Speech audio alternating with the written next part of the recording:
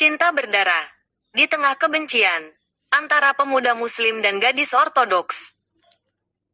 Kisah nyata Adnan dan Jelena. Sarajevo, Bosnia, tahun 1993.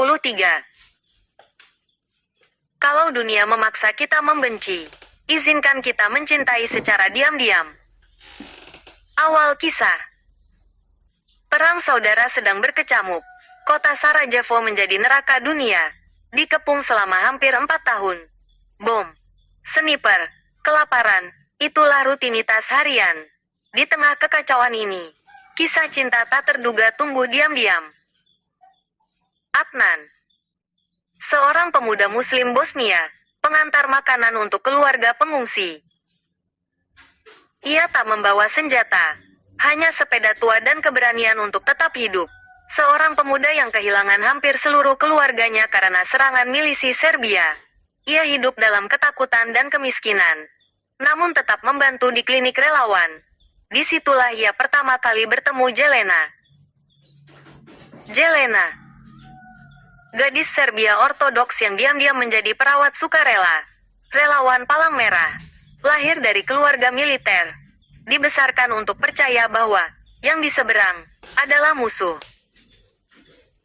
Dua orang dari dua dunia yang bertarung, harusnya saling membenci. Tapi takdir berkata lain. Saat mata mereka bertemu di sebuah pos bantuan darurat, dunia berhenti sejenak. Di tengah luka dan darah, lahir sesuatu yang tak bisa dijelaskan, sebuah harapan. Mereka mulai bertemu diam-diam, di antara puing-puing perpustakaan kota yang terbakar.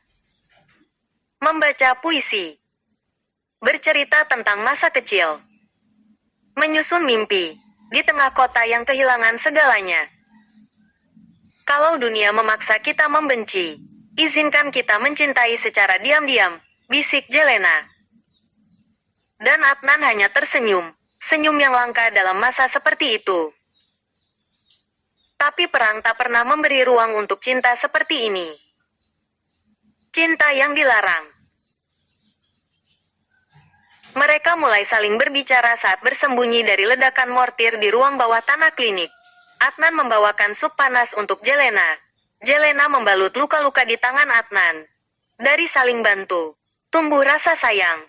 Dari rasa sayang, tumbuh cinta. Namun cinta itu dilarang. Keluarga Jelena adalah pendukung militan Serbia. Jika mereka tahu Jelena mencintai seorang muslim, ia bisa dibunuh. Adnan juga dicurigai oleh komunitasnya. Tapi cinta mereka terlalu dalam untuk dihentikan. Mereka bertemu diam-diam di reruntuhan perpustakaan kota, tempat yang dulu indah. Kini hangus oleh perang. Di antara debu dan puing, mereka berbagi buku, surat cinta, dan impian. Jika perang ini usai dan kita masih hidup, kita akan menikah. Di sini, di perpustakaan ini. Perpisahan berdarah. Suatu malam, saat pertemuan rahasia, terdengar tembakan. Penembak jitu melihat gerakan mereka. Peluru menembus bahu Adnan. Dalam hujan dan gelap, Jelena menyeret tubuh Adnan ke ruang bawah tanah tua. Ia menekan lukanya dengan tangan sendiri. Menangis memohon Adnan tetap sadar. Ia menyelamatkan nyawanya. Tapi keesokan harinya, keluarga Jelena menemukannya. Mereka memaksa Jelena pergi meninggalkan Bosnia ke Jerman. Tanpa salam perpisahan. Tanpa surat. Tanpa janji.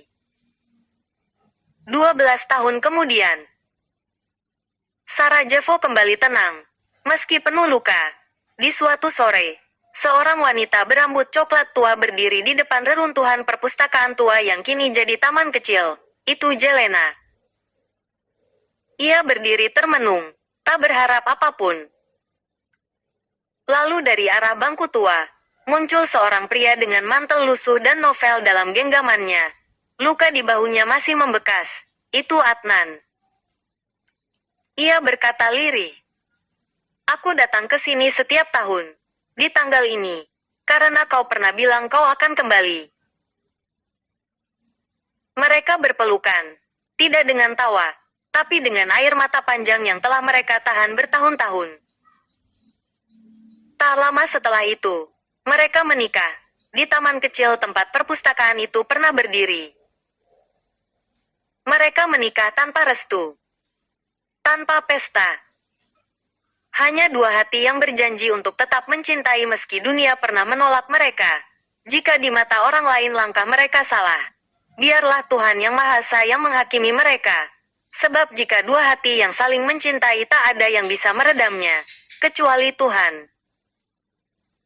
Cukup kita mengambil hikmah dan pelajaran atas kisah ini. Berbeda bukan berarti harus membenci. Kini mereka tinggal di sebuah kota kecil, mengelola kedai kopi bernama Mosyubavi, Jembatan Cinta. Tempat orang Bosnia dan Serbia makan bersama. Tempat cinta menang, setidaknya sekali, di atas reruntuhan sejarah. Ini bukan kisah fiksi. Ini adalah kisah nyata. Adnan dan Jelena. Mereka membuktikan bahwa bahkan di tengah perang paling kelam, namun cinta bisa tetap tumbuh dan bertahan.